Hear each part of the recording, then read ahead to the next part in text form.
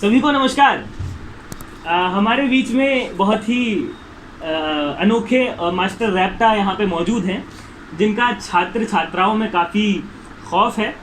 मतलब ऐसा खौफ है कि 1-1 किलोमीटर से इनको अगर कोई सूंघ लेता है छात्र तो भाग खड़ा होता है, क्योंकि क्या है कि ये पढ़ाने के साथ साथ रैप्टे भी काफ़ी ज़्यादा जड़ देते हैं, जिससे इनका मानना है कि बच्चों की बुद्धि में जल्दी आता है। खैर, इनकी अलग विचारधारा इनकी अपनी है।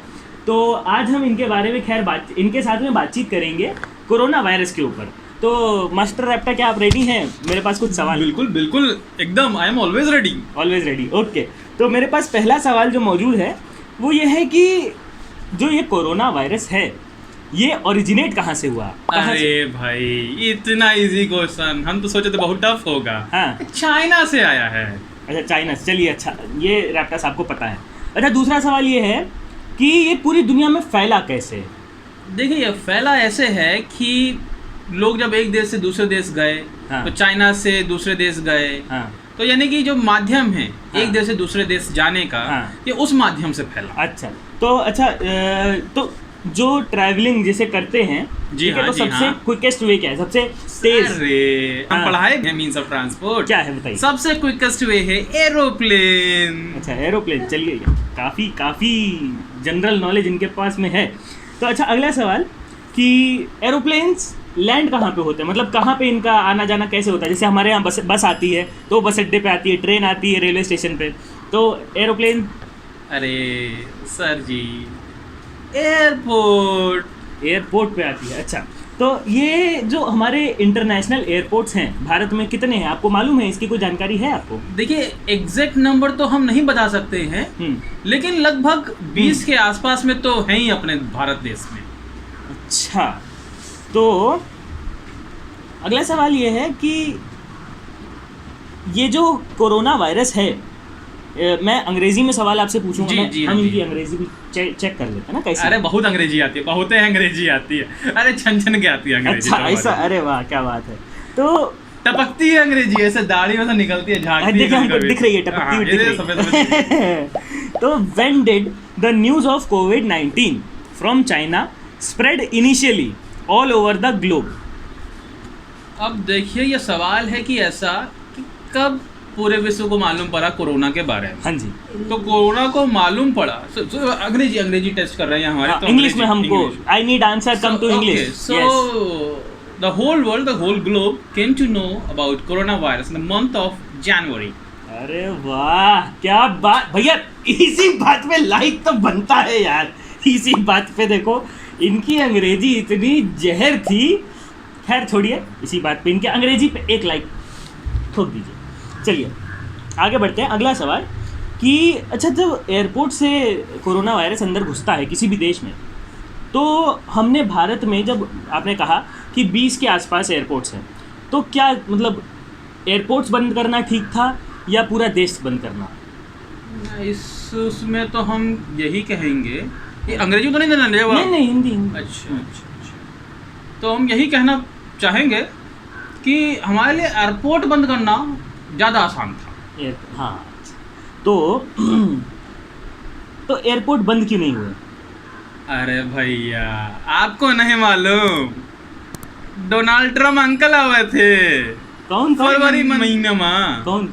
अरे अपने वही डोनाल्ड।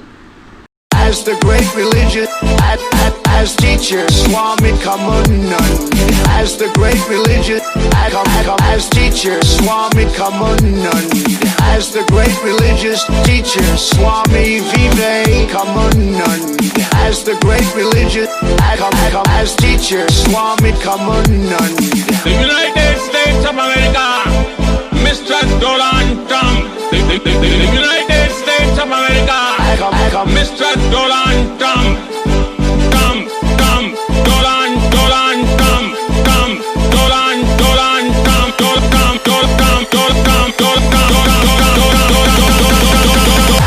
Trump,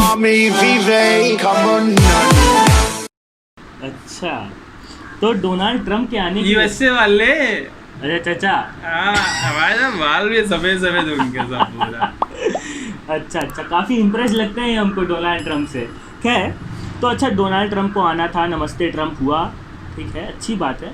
तो जो भी एयरपोर्ट से उस वक्त में आया, जनवरी फरवरी में आया, क्या उसकी टेस्टिंग हुई थी एयरपोर्ट पर? टेस्टिंग तो एयरपोर्ट पे कनिका कपूर की भी नहीं हुई, और लखनऊ आकर के मालूम पड़ा कि वो कोविड-19 पॉजिटिव निकली।